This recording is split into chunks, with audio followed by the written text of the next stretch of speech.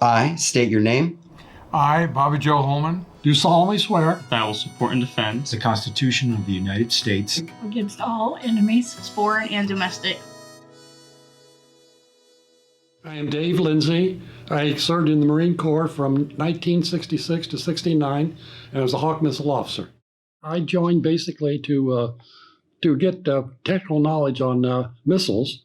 I have a science background, and I went on and became a missile officer over in Vietnam then. When you first took that oath, what was that experience like for you? Well, I always believed that to support my country, that a lot of people in front of me supported, served in the service to give me the freedom and benefits that I enjoy today. And I wanted to pass that forward on then to the next generation. I'm Bobby Joe Holman. I was in the Navy from 1967 to 1971. I was on nuclear submarines, and I served over in Vietnam and the China Sea. So we're coming up on almost 60 years since you served. And you think about when you first took that oath. What did that oath mean to you at the time? It was very powerful to me. I just got out of high school in 66, and I was just kind of floating around. I've always wanted to be a musician, but I knew that when Vietnam was really firing up then, that I was going to go in. Unfortunately, I was raised in an area where some of the fellows would dismember themselves or go up to Canada to stay out. But me being with the concept of, I'm my father's son and you're patriotic, it meant a lot to me. that I will bear true faith and allegiance to the same, and that I will obey the orders of the President of the United States and the orders of the officers appointed over me. In 1983, when I raised my right hand, I really didn't know what it meant. It meant that I was going to be going to San Diego and stand on the yellow footprints, because when I joined the Marines, when I first started. But over time, what became apparent to me is that the oath acts as the glue to all service. We all take the oath, right? And when we take that oath, we become a band. We become a band of brothers and sisters. It's just the way it is. And that band grows. It grows in strength and it grows in numbers.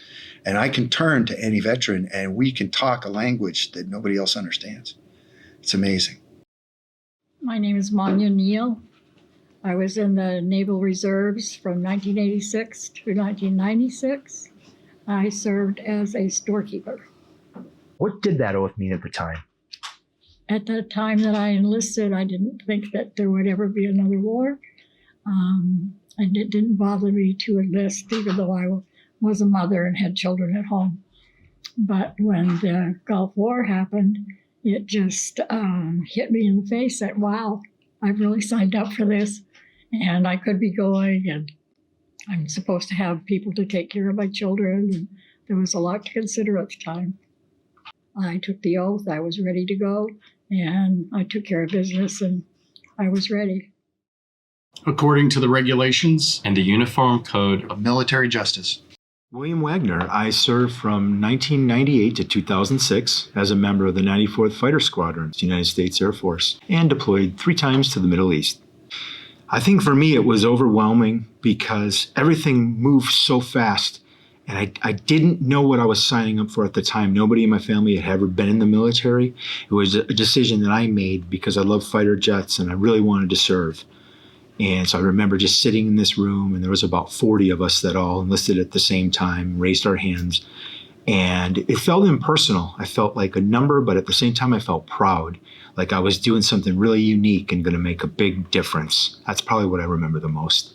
And that was the first thing I noticed, is that coming home wasn't what I thought it was going to be. My name is Peter George Fillo. I served in the United States Marine Corps as a combat graphics specialist and Comstrat Marine. I think at that time I was attracted to some kind of call to duty, and I wanted to do something that felt like I was doing something altruistic for my community. When I was 18 or 19, I didn't have a full functional understanding of the U.S. government, and little did I know that I would learn a whole lot while I was in the military. I learned why the Constitution is important. Now that oath means the world to me. Especially in the times that we're living in, I, along with so many other veterans, took an oath to the Constitution to protect and defend it, enemies foreign and domestic. So to me, the Constitution is what that service is for and what our lives mean. We are here to defend the American people and the Constitution. We are not here to go to war with others. War, not the game. Defense, I'm all about defense. I'll give my life for defense of this country, but I'm not just going to run into war. So help me God. So help me God. So help me God. So help me God. So help me God.